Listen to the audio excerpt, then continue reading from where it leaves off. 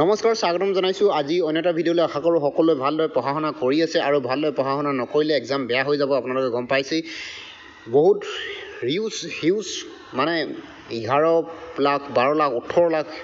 candidate আছে তেওঁলোকৰ লগত টক্কৰ কৰিব লাগিব আপোনাৰ নাম ৰাখিব পাৰিব লাগিব হয় নহয় সো আজি প্ৰথমটো প্ৰশ্ন লৈছোঁ যতীন্দ্ৰনাথ দুৱৰাদেৱে কোনখন গ্ৰন্থৰ বাবে সাহিত্য অকাডেমী বঁটা লাভ কৰিছিল ইয়াৰ কাৰেক্ট এনসাৰ অপচন নম্বৰ সি বনফুলৰ কাৰণে প্ৰথম সাহিত্য অকাডেমী বঁটা লাভ কৰা পুথি হৈছে বনফুল আৰু বনফুল প্ৰকাশ পাইছিলে 1952 চনত এইটো কথা মনত ৰাখিব আৰু এই বনফুল কবিতা পুথিখনত কবিতা কিমানটা আছে জানেনে আপোনালোকে 50টা কবিতা আছে এই বনফুল কবিতা পুথিখনত ঠিক আছে আৰু যতীন্দ্ৰনাথ দুৱৰাদেৱে তেতিয়া ক'ত আছিলে কলিকতাত আছিলে যেটো মনত ৰাখিব তেনেকুৱা কোৱেশ্চন আপোনালোকক আহিব পাৰে উপন্যাস আধাৰত নিৰ্মিত প্ৰথম অসমীয়া ছবিখনৰ নাম কি ইয়াৰ কাৰেক্ট এনসাৰ হৈছে অপচন নম্বৰ এ মনুমতি হৈছে উপন্যাস প্ৰথম অসমীয়া উপন্যাস আধাৰত নিৰ্মিত এখন ছবি ঠিক আছে আৰু মনুমতি লিখিছিলে কোনে ৰজনীকান্ত বৰদলৈ ঠিক আছে ৰজনীকান্ত বৰদলৈ লিখিছিলে আৰু এইখন প্ৰকাশ পাইছিলে 1900 চনতে প্ৰকাশ পাইছিলে মনুমতিখন আৰু ৰজনীকান্ত বৰদলৈ এইখন লিখিছিলে ঠিক আছে নেক্সট কোৱেশ্চন আছে ভাৰতৰ প্ৰথম মহিলা ৰাষ্ট্ৰপতি কোন হয় ইয়াৰ সকলো জানিব লাগে তেখেতৰ নাম হৈছে প্ৰতিভা দেৱী সিং পাটিল হৈছে ভাৰতৰ প্ৰথম মহিলা ৰাষ্ট্ৰপতি হয় ঠিক আছে ইয়াৰ নেক্সট কোৱেশ্চনত যাওঁ অটল বিহাৰী বাজপেয়ী কিমান চনত ভাৰত ৰত্ন সন্মান লাভ কৰিছিল ইয়াৰ কাৰেক্ট এনসাৰ হৈছে অপচন নম্বৰ এ 2015 চনত অটল বিহাৰী বাজপেয়ীয়ে ভাৰত ৰত্ন সন্মান লাভ কৰিছিলে মনত ৰাখিব কোৱেশ্চন আহিব পাৰে আপোনালোকৰ ঠিক আছে ইয়াৰে আপোনালোকে অটল বিহাৰী বাজপেয়ী কিমান নম্বৰ তেওঁ প্ৰধানমন্ত্ৰী আছিলে ভাৰতৰ হেতু আপোনালোকে তলত কমেন্ট কৰক ঠিক আছে নেক্সট প্ৰশ্ন ভাৰতৰ প্ৰথম মহিলা প্ৰধানমন্ত্ৰী কোন মহিলা প্ৰধানমন্ত্ৰী হৈছে ইয়াৰ correct answer option number B Indira Gandhi ঠিক আছে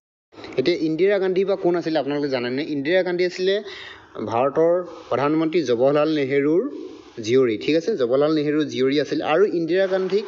ভাৰত ৰত্ন দিয়া হৈছিল কেতিয়া জানেনে 1971 চনত তেখেতক ভাৰত ৰত্ন দিয়া হৈছিল এইটো কথা মনত ৰাখিব আপোনালোক আহিব পাৰে ইন্দিৰা গান্ধী কেতিয়া ভাৰত ৰত্ন লাভ কৰিছিল তেতিয়া হ'ব 1971 চনত ঠিক আছে ইয়াৰ পৰৱৰ্তী প্ৰশ্ন নেক্সট কোৱেশ্চনত যাব বিচাৰিছো নেক্সট কোৱেশ্চন আছে বাংলা গদ্য সাহিত্যকৰ জনক কোন বুলি যদি সোধে তেতিয়া ইয়াৰ কাৰেক্ট এনসাৰ হ'ব অপচন নম্বৰ এ ঈশ্বৰচন্দ্ৰ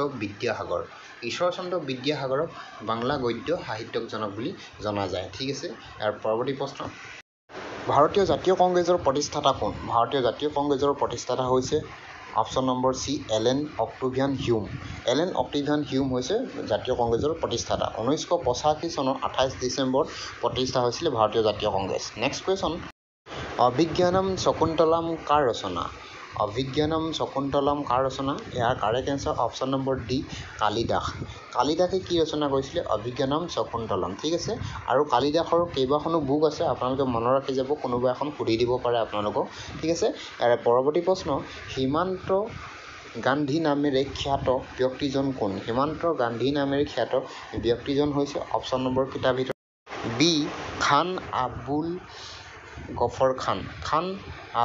গফৰ খানক কি বুলি জনা যায় সীমান্ত গান্ধী নামেৰে জনা যায় ঠিক আছে ইয়াৰে নেক্সট প্ৰশ্ন পৰৱৰ্তী প্ৰশ্নটোত আছে ভাৰতৰ লৌহ মানৱ বুলি কাক জনা যায় ইয়াৰ কাৰেক্ট এনসাৰ অপচন নম্বৰ সি চৰ্দাৰ বল্লভভাই পেটেলক ভাৰতৰ লৌহ মানৱ বুলি জনা যায় অসমৰ লৌহ মানৱ বুলি কাক জনা যায় আপোনালোকে তলত কমেন্ট কৰিব ঠিক আছে পৰৱৰ্তী প্ৰশ্নত আছে মৌৰ্য সাম্ৰাজ্যৰ প্ৰতিষ্ঠাপক কোন বুলি সুধিলে আপোনালোকে জানিব লাগে ইয়াৰ কাৰেক্ট এনসাৰ অপচন নম্বৰ এ চন্দ্ৰগুপ্ত মৌৰ্যই কি প্ৰতিষ্ঠা কৰিছিলে মৌৰ্য সাম্ৰাজ্য প্ৰতিষ্ঠা কৰিছিলে ঠিক আছে আৰু চন্দ্ৰগুপ্ত মৌৰ্যৰ সমসাময়িক ৰজা কোন আছিলে আপোনালোকে তলত কমেন্ট কৰা কিয়নো মই আপোনালোকক প্ৰতিটো প্ৰশ্নতে এটা কুৱেশ্চন সুধি গৈছোঁ ঠিক আছে মনত ৰাখি যাব the bird man of India নামে খ্যাত ব্যক্তিজন হৈছে option number A Salim Ali আৰু তেখেতক ছালিম আলীক পদ্মভূষণ দিয়া হৈছিলে ঠিক আছে পদ্মভূষণ দিয়া হৈছিলে 1958 আৰু পদ্মবিভূষণ দিয়া হৈছিলে 1976 চনত ঠিক আছে নেক্সট পৰৱৰ্তী প্ৰশ্নত সোধা হৈছে ভাৰতৰ প্ৰথম চলচ্চিত্ৰৰ নিৰ্মাতা কোন ভাৰতৰ প্ৰথম চলচ্চিত্ৰৰ নিৰ্মাতা হৈছে অপশ্যন চি দাদা চাহেব ফাল্কে ভাৰতৰ প্ৰথম চলচ্চিত্ৰ নিৰ্মাণ কৰিছিল আৰু তেওঁ প্ৰথম চলচ্চিত্ৰখনৰ নাম আছিল ৰাজা হৰিশ্চন্দ্ৰ ঠিক আছে ৰাজা হৰিশ্চন্দ্ৰ প্ৰকাশ পাইছিলে বা মুভিখন যেতিয়া প্ৰডিউচ হৈছিলে 1913 চনত প্ৰথম প্ৰকাশ পাইছিলে ঠিক আছে আৰু সেইখনে আছিল ভাৰতৰ প্ৰথম চলচ্চিত্ৰ ঠিক আছে মনত ৰাখিব এইবিলাক আপোনালোকৰ কুৱেশ্যন যদি সুধি দিয়ে আপোনালোকে যাতে এনচাৰ কৰি আহিব পাৰে কেতিয়া যদি কোনটো চনৰ যদি সোধে তেতিয়া 1913 চনত প্ৰথম ভাৰতৰ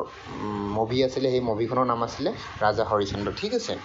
ভাৰতীয় হকীৰ যাদুকৰ নামেৰে খ্যাত খেলুৱৈজন কোন ভাৰতীয় হকীৰ যাদুকৰ নামে খ্যাত খেলুৱৈজন কোন ইয়াৰ correct answer option number B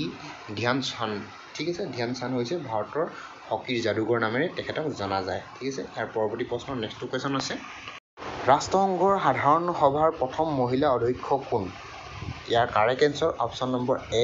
Vijayalakshmi পণ্ডিত ঠিক আছে বিজয়লক্ষ্মী পণ্ডিত আছিলে ফাৰ্ষ্ট ৰাষ্ট্ৰসংঘৰ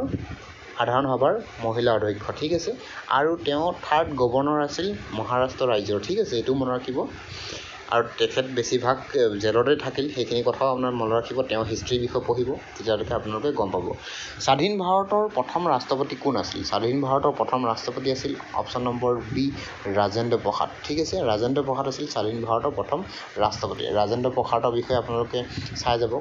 ভাৰতৰ প্ৰথম মহিলা ৰাজ্যপাল কোন আছিল ভাৰতৰ প্ৰথম মহিলা ৰাজ্যপাল আছিল option number C Sarojini Naidu আছিল ভাৰতৰ প্ৰথম মহিলা ৰাজ্যপাল ঠিক আছে আৰু তেখেতক কি নামেৰে জনা যায় সৰোজিনী নাইডুক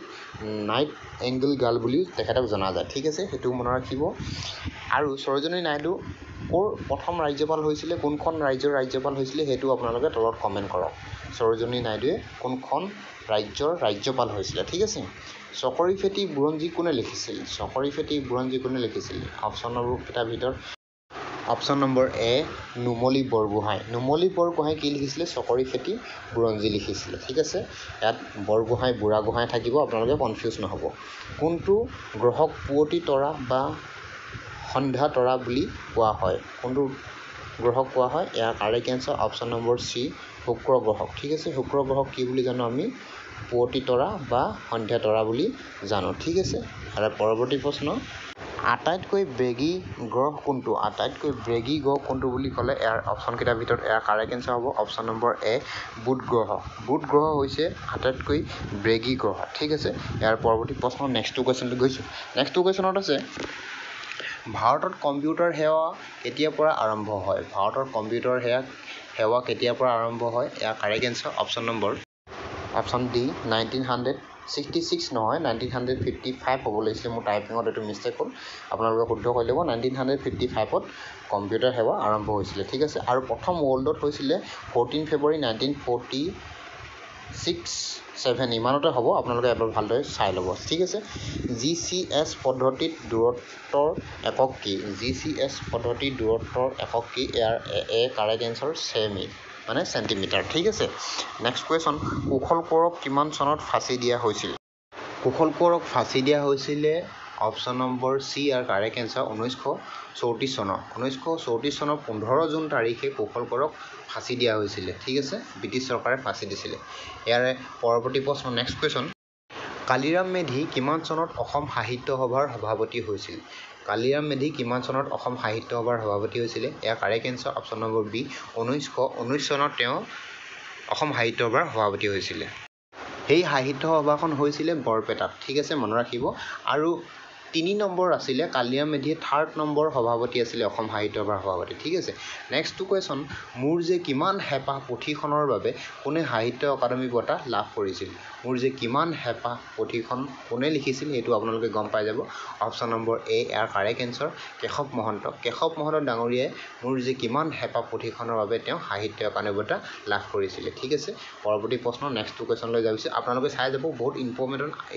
ইনফৰ্মেশ্যন ভিডিঅ' দি আছোঁ আৰু গোটেই প্ৰশ্নটোৰ লগত কি ৰিলেটিভ কুৱেশ্যন হ'ব পাৰে মই সেইটোও কৈ গৈ আছোঁ ঠিক আছে নেক্সট কুৱেশ্যন অসম আন্দোলনৰ প্ৰথম শ্বহীদ কোন আছিলে ইয়াৰ কাৰেক্ট এনচাৰ হৈছে option number C Khageswar Talukdar আছিলে অসম আন্দোলনৰ প্ৰথমগৰাকী শ্বহীদ ব্যক্তি ঠিক আছে মনত ৰাখিব পৰৱৰ্তী প্ৰশ্ন নেক্সট কুৱেশ্যন বিন বৈৰাগী কবিতা পুথিখন কাৰ ৰচনা বিন বৈৰাগী কবিতা পুথিখন কাৰ ৰচনা আমি ক্লাছ 8ত 9ত 10ত পঢ়ি থাকোঁতে এইবিলাকৰ বিষয়ে আমি পঢ়িছোঁ বিন বৈৰাগী কবি কাক জনা যায় বিন বৈৰাগী কোনে লিখিছিলে ঠিক আছে ইয়াৰ কাৰেক্ট এনচাৰ চন্দ্ৰকুমাৰ আগৰৱালা কিয়নো আমি সেইটো সময়ত পঢ়া সেইটো কাৰণে পাহৰি যাওঁ এতিয়া আপোনালোকে ৰিভাইজ কৰি যাওক আৰ্জেণ্টিনাৰ মুদ্ৰাৰ নাম কি option A peso option B rouble option C euro option D টাকা